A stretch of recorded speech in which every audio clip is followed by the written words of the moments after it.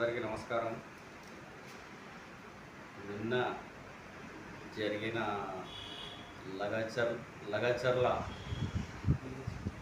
Village Vikarabad జిల్లా మండల్ దుద్యాల్లో జరిగిన అధికారులపై, కలెక్టర్ గారిపై, అధికారులపై దాడి చేయడం చాలా తప్పు. అది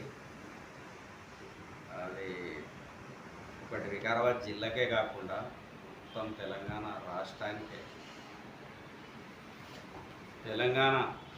రాష్ట్రానికే అవమానపరిచే విధంగా ఉంది.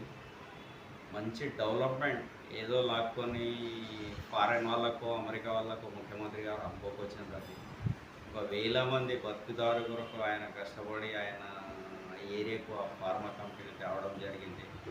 దానికి అందరూ సహకరించే